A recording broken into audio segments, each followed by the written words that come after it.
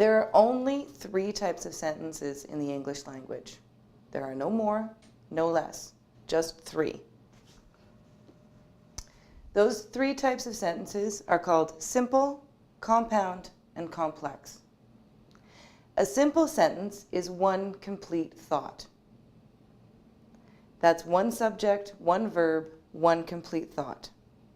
A compound sentence are 2 complete thoughts joined with a comma and a coordinating conjunction. I'm going to refer to the comma coordinating conjunction as fanboys. And a complex sentence, those are 2 thoughts joined with a dependent clause signal. So let's look at simple sentences. Simple sentences have a subject, ninja, a verb, walk, and a complete thought, silently. The ninja walked silently. You have a subject, you have a verb, and you have a complete thought. Compound sentences are 2 of those simple sentences joined with a comma and a coordinating conjunction. Those coordinating conjunctions are called fanboys because fanboys are an acronym for all of the coordinating conjunctions that exist. There is for, and, nor, but, or, yet, and so. Those are the only coordinating conjunctions that can join 2 complete thoughts with a comma. So let's look at our sentences here. The first sentence that we had was a simple sentence from previously. The ninja walked silently. That's one subject, one verb, one complete thought. But with a compound sentence, you're going to join that to another complete thought using a comma and a coordinating conjunction. So the comma goes here, and your coordinating conjunction is for. And then here's your second complete thought. He was well trained. If you notice here, you have another subject, and you have another verb, and you have another complete thought. With compound sentences, you're joining those 2 complete thoughts together with a comma and a coordinating conjunction. Another one that we have is he controlled his breathing and he moved like a mouse.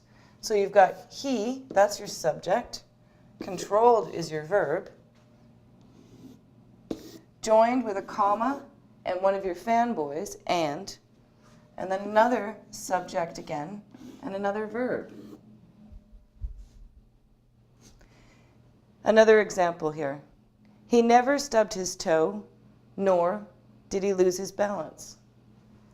You've got your subject, you've got your verb, you've got your comma and your coordinating conjunction joining to another subject and another verb.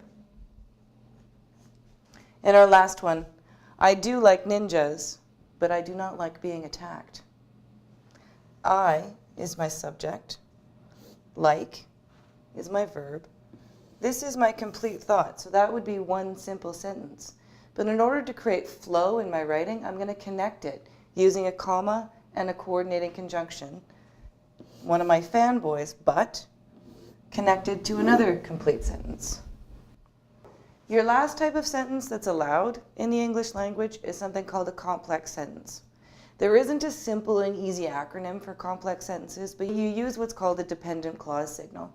There are 26 dependent clause signals, so the acronym would be really, really, really long. So instead, what you want to think about are the kind of words that you would use that would make a sentence dependent. So these are some examples of dependent clause signals. They're words like after, even though, that, when, although, if, in order that, unless, whenever, until. These words, what happens with them, and it's kind of cool, but what happens with them is you take one of these words, you stick them on the beginning of a very simple sentence, and then the sentence is no longer complete. So if you take, let's say, until, and you put it on the sentence, I like milk.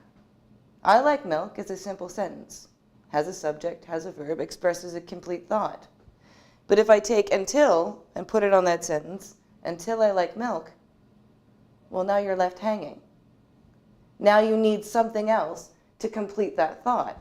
So what complex sentences do is you take that dependent clause signal and you add it on to your simple sentence, but then you need another complete thought to finish that sentence.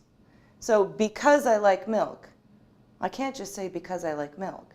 Even though I like milk is a complete thought.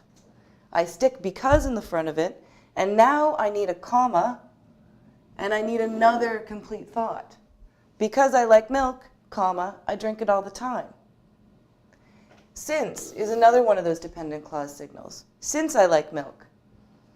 So now you need something else to complete that thought. Since I like milk, my children pour me a glass. Now that's a complete thought.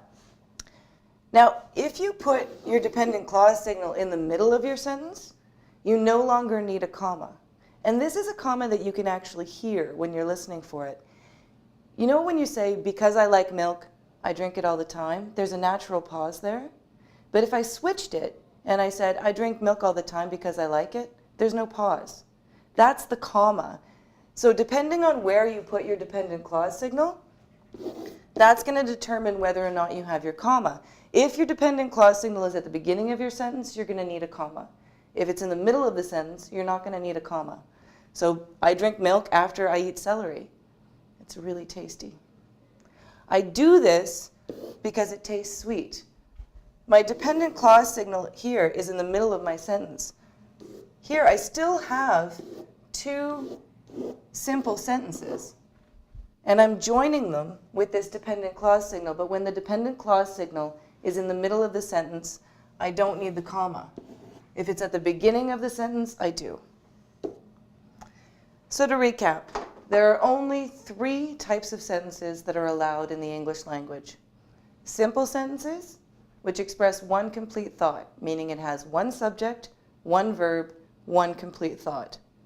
Compound sentences, which have 2 complete thoughts that are joined with one of your fanboys, your for, and, nor, but, or, yet, and so.